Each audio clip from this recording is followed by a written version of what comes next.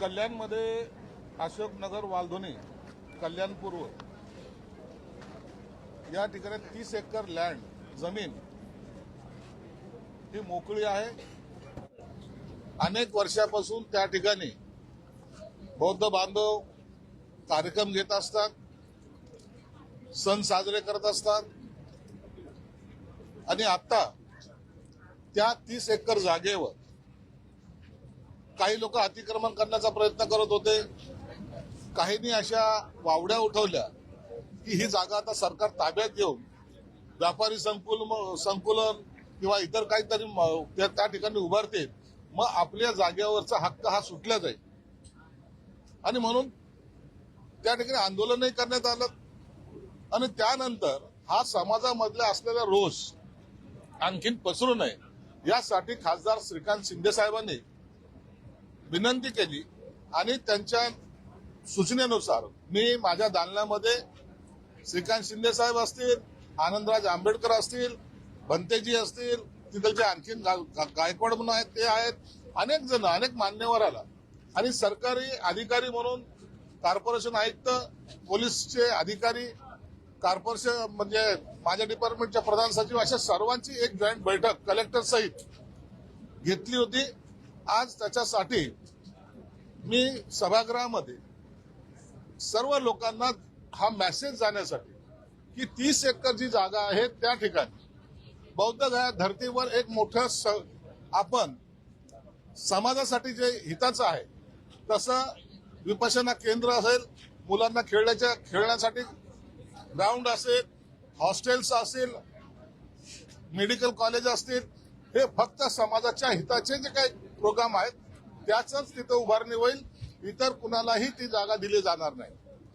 जी मागणी तिथलच्या फाउंडेशनने केलेली आहे की जागेवर सातबाऱ्यावर नाव लागावं यासाठी सुद्धा मी कलेक्टरांना सूचना दिलेल्या आहेत। जे काही कायदेशीर कारवाई करता येईल त्या संदर्भाचा अहवाल 2 आठवड्यामध्ये देण्याच्या सूचना त्यांना दिलेल्या आहेत। आज या सभागृहामध्ये बालाजी किनीकरने हा प्रश्न उपस्थित केला, त्याला उत्तर म्हणून सरकारकडून मी निवेदन सुद्धा केलेलं आहे। समाजामध्ये गैरसमज पसरवणं, कोणीतरी सांगतं की आता हे पुतळा पाडला, इथं असं केलं, असे वेगवेगळे जे काही रुमर उठवले जात आहेत त्या रुमरकडे कोणी लक्ष देऊ नये ही विनंती करण्यासाठी या माध्यमाच्या समोर आलेलं आहे। त्या ठिकाणी सभागृहामध्ये जे मी उत्तर दिले त्या ठामपणे सांगितलेले त्या 30 एकर जागेमध्ये कोणताही कमर्शियल वापर होणार नाही। ती जागा समाजाच्या हितासाठी जे असलेले काम असतील तेच त्या ठिकाणी केले जातील।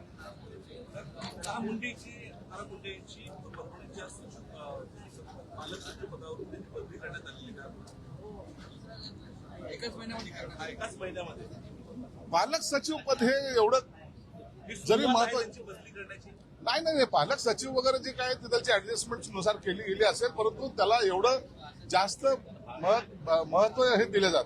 पालकमंत्री तिथे असतात म्हणून हे जास्त त्याला एक सहकारी असला पाहिजे म्हणून सचिव पदाचा तिथे नियुक्ती केली असेल।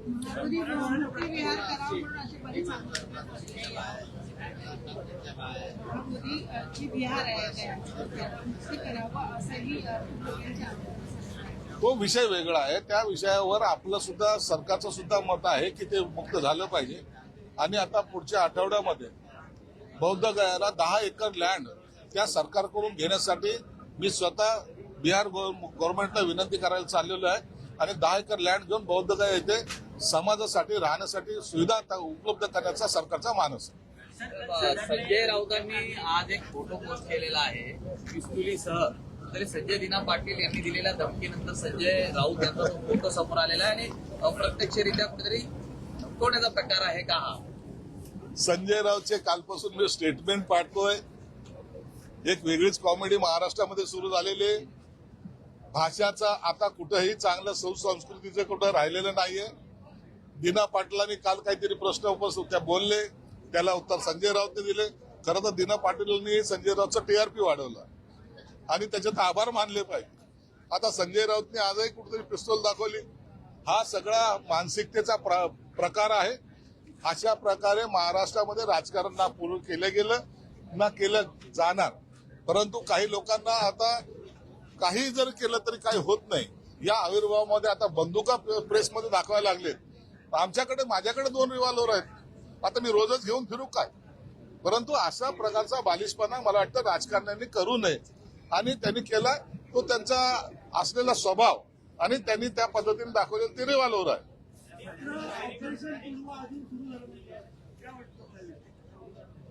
त्याचा मुहूर्त पाहत असतील ना, ऑपरेशन तुडवाचा मुहूर्त पाहत असतील, सुरू करावं ना कुठेतरी।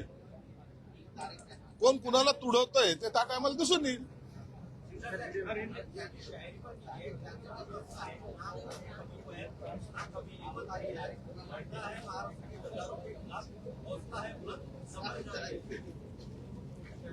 त्यांनी आता शेरशायरी करावी, रिव्हॉल्वर दाखवावे, वाटेल ते बोलावं त्यांच्याबरोबर। आता त्या बोलण्याला कितपत सिरियस लोक घेतात, खरं तर याच्याकडे कधी कधी लोक एक कॉमेडी म्हणून सुद्धा पाहतात। तुमचं म्हणणं व्यक्त करण्यासाठी तुम्ही इतके मोठे दिग्गज नेते आहात, तुम्हाला मीडियामध्ये बोलताना तेवढं जर तारतम्य जरी राखलं तर चांगला मेसेज समाजामध्ये जाईल। अशा प्रकारे बोलून काहीतरी पैलवानकी दाखवणं याला म्हणत नाही। आपण आपल्या शब्दानं शिवसेना प्रमुख म्हणायचे, ना तलवार निकालो ना बाण खिचो, एक कलम आहे, ते त्या कलमेचा वापर खऱ्या अर्थानं करा ना। तुम्हाला रिव्हॉल्वर आणि बाणाचा गरजही पडणार नाही, परंतु संजय राऊत ते काही करू शकतात।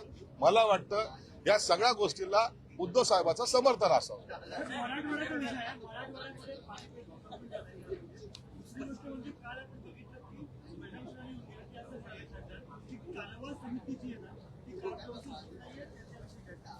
आता सध्याच्या घडीला पाणी यावं यासाठी प्रत्येक शेतकरी असेल, सर्वसामान्य माणूस असेल, आकाशाकडे डोळे लावून बसलाय। बाकीचे जे काही प्रोजेक्ट आहेत ते तर सुरू करावेच, परंतु पाण्याची समस्या ही गंभीर होत चाललेली आहे। सरकार सुद्धा या बाबतीत चिंतेमध्ये आहे। नांदेडमध्ये गाड्या अडवल्या, नागेश पाटील आहे, संजय गायकवाडांच्या गाड्या अडवल्या आणि संजय देशमुख यांनी गाडी बोलवली।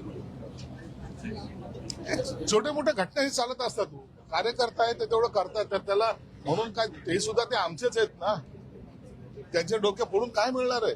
एकमेकांचे डोके फोडणं ही आमची संस्कृती नाही, म्हणून त्या कार्यकर्त्याला सुद्धा समजून त्यांना सुद्धा मी आमच्या बरोबर घेऊ। या संदर्भात त्यांना चॅलेंज केलेलं, तुम्ही ऑपरेशन तुरुंगात कधी करणार आहे विसरलात का? अरे बाळासाहेब होते, बाळासाहेबांचं बोट जरी वर केलं तर सगळे कार्यक्रम व्हायचे। आता यांच्याकडे बोट राहिलेलं नाही, आता हे बोट घालण्याचे कामं चालू आहे, म्हणून ते ह्या गोष्टीवर आता तुम्ही पाहतायत ना। म्हणून आता ह्या राजकारणाची दिशा ही एवढी बदलत चाललेली, कधी कोण काय बोलेल काय भरोसा आहे का? सकाळी एक जण बोलतो, दुसरा तिसरा एक बोलतो, चौथा एक रडतोय, काय चाललंय का हेच कळत नाही। संजय नावामध्ये काही आहे का? कारण जे संजय ते बाबा सगळ्या संजयला बदनाम नको करू ना, एखादा चांगला संजयचं नाव सुद्धा घे ना। राजकारणामध्ये आता सभागृहामध्ये जवळपास 16 संजय आहेत, म्हणून सगळ्या संजयला एका संजय बरोबर एका पार्ट्यामध्ये तोलू नका, एवढं तुम्हाला विनंती। बाळासाहेबांच्या पिढी उडवल्यानंतर त्यांनी सारी माफी मागितलेली आहे का? कुणी किरण पावसाळ्यांनी काल पत्रकार परिषद एक सिरियसली सांगतो, शिवसेना प्रमुखाबद्दल कोणीही अपशब्द काढता कामा नये, तो आम्ही सुद्धा सहन करणार नाही।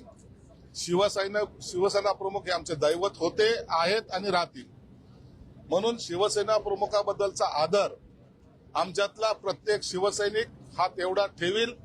जर कुणी त्याच्याबद्दल गैरवक्तव्य केलं असेल तर निश्चित त्याचा कोणीही सपोर्ट करणार नाही आणि त्यांना समजही दिले जाईल, मराठवाड्यातला इतिहास आहे, निश्चित दिला जाईल। मराठवाड्यातला इतिहास आहे की ज्यांनी शिवसेना सोडली त्यांना पुन्हा गुलाल लागला नाही। अशी उदाहरणं जर पाहिले तर परभणी आणि हिंगोली लोकसभेमध्ये आहेत। काय वाटतंय या शिवसेनेतून त्या शिवसेनेमध्ये गेल्यानंतर यांना गुलाल लागेल का? आता 22ला आम्ही शिवसेना सोडली तर आम्हाला गुलाल लागला नाही का? 24ला आम्हाला सगळ्याला त्याच्यातून आम्ही उठाव केल्यानंतर आम्हाला गुलाल लागला ना। आम्ही 40 होतो 60 झालो ना, हा गुलाला पडलाय, लोकांनी ऍक्सेप्ट केलेलं आहे। त्यांची जी काय भूमिका होती काँग्रेस राष्ट्रवादीची ती सोडल्यामुळं आम्हाला लोकांनी ऍक्सेप्ट केलं।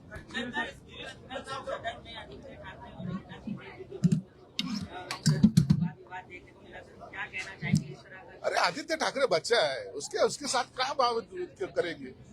उसको अभी मैच्योरिटी आने के लिए अभी बहुत देर है। ऐसे बच्चों ने ऐसी बातें करना उचित नहीं है, तो भी अब उसको समझ आने में थोड़ी देर लगेगी, चलता है।